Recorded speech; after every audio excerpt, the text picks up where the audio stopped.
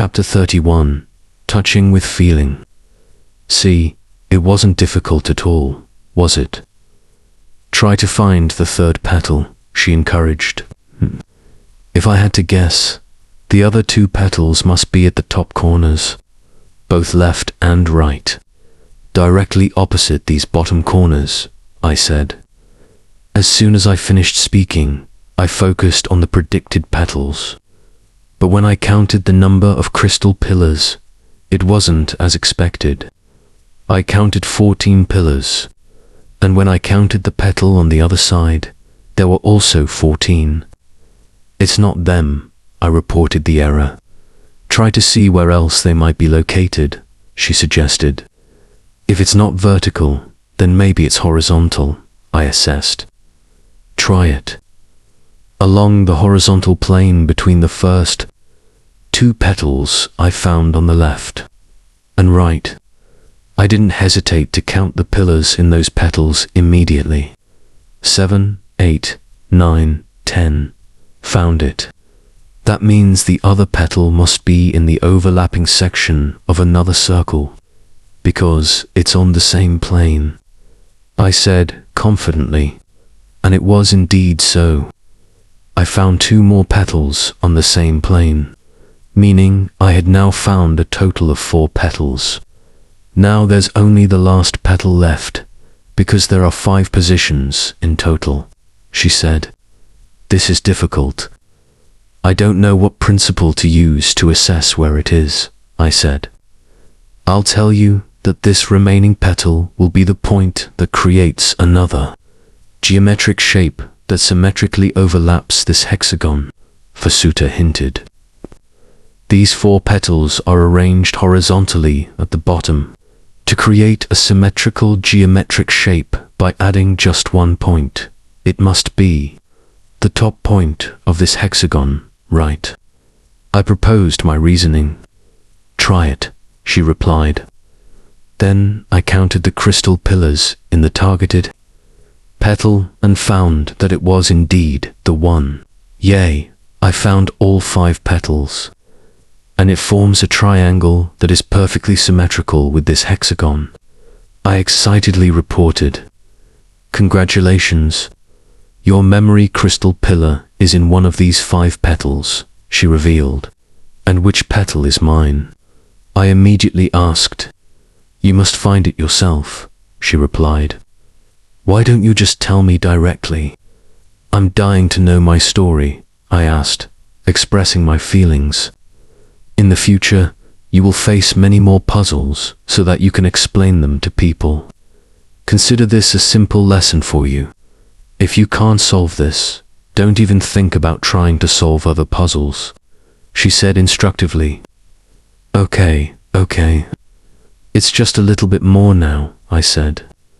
The rule is, you must not touch these crystal pillars under any circumstances. If you touch one, you will immediately know whose it is. And if it's not your own, it will be a violation. First, find which petal your pillar is in. Once you find it, then find which one of those pillars is yours. Vasuta stated the rules. How should I start searching? I murmured to myself. Try to stop using your mind, he suggested. Stop using my mind. Then what should I use instead? I asked. Use your feeling, he replied simply. How do I use my feeling? I asked myself. The first feeling that arises after you ask a question. Before you use your mind, Lord Foch's voice echoed beside my ear. Is that so? Then I'll try asking a question right away. Which petal is mine? I asked directly, trying to be concise. After asking the question, I tried to grasp the feeling that arose in my heart. The first feeling told me that the last one was hers. My feeling tells me it's the top petal. Is that correct? I asked both of them. I won't say whether it's right or wrong. Continue searching using the same method, she continued. Wait a minute, can I interrupt here? Where do feelings come from? I wondered, have you forgotten that you have a spirit, your core essence, or a mind with the same qualities as God within your body? Lord Foch replied, then why doesn't it communicate with me very often? I asked, it's not that it doesn't communicate with you, it's that you don't communicate with it. Normally, you tend to ask other people more, forgetting that you actually have your own personal advisor, Lord Foch replied. So, if I have any problems, I can just ask it directly. I don't need to ask you. I continued. Yes, but to receive an answer, you must have sufficient potential and qualities to receive the message it sends. The language that the inner spirit uses to respond is the feeling I mentioned earlier, but most of you don't pay much attention to it, because the feelings that arise from thoughts, which come through the five senses, completely overshadow this subtle feeling. Lord Foch replied, then why hasn't anyone ever taught this method? I asked, I think there must be a reason for it, but what's certain is that you must first learn to distinguish between two types of feelings. 1. Feelings that arise from wanting to take or do something for yourself. And 2. Feelings that arise from wanting to give, expand, or do something for others. Sometimes, if you don't practice distinguishing them well, it will risk making wrong decisions, Lord Foch replied. So, the feeling I had a moment ago might not be reliable because I asked with my own desire. I asked, in your case, even though you asked this question for yourself, you are governed by a greater intention. This greater intention is composed of love and goodwill towards the world and all your fellow human beings.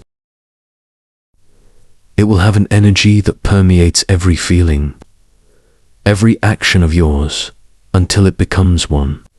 The inner spirit knows very well if there is anything hidden. Conversely, if a question is asked that outsiders might see as being for the benefit of others, but in reality there is a hidden greater intention for oneself, the feeling that is the answer will still be reversed. Do you understand?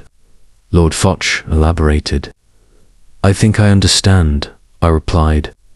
All right. This is the final step. You'll finally know which memory crystal pillar is yours. Vasuta's voice echoed in my head. Okay. I immediately responded to her thought. Now, the conclusion so far is that you yourself are still unsure whether or not the topmost petal is the location of your memory crystal pillar. And the next problem is that there are 10 of them. How will you know which one? Vasuta posed the question. That's right. I'll try using the same method, I asked. After that, I tried asking myself, which pillar is my memory pillar? As soon as the question ended, the first feeling that arose immediately was, try going back to look at all 4 petals first to see if there's anything similar. Upon receiving the answer, I quickly went back to look at all 4 petals at the bottom. I scrutinized each petal, and every petal had quite distinct differences. There were both small and large pillars mixed together. At first, I thought each petal might have only one largest pillar, the same in each. But upon closer inspection, some petals had 2 large pillars, and their positions were also different. The first petal had it in the 7th position, the second in the 2nd, the third in the 9th, and the last petal had 2 in the 2nd and 8th positions. I don't see any pattern that's the same. I ask myself again, what about the next size down? The feeling arose. That's right, I haven't looked at that yet, I thought to myself. This time, when I looked at the slightly smaller pillars, it turned out that there were repeated positions. the fifth position. And what was even more special was that normally every pillar had a hexagon, but these pillars had a knot, and when I looked at the petal I suspected was mine, there was also a nonagon in the fifth position. I think I've found it, I said to Lord Foch and Fasuta. I congratulate you. How sure are you that it's the one? Fasuta asked. I think 100%, I replied. If you are that sure, then I will allow you to touch it, Fasuta replied.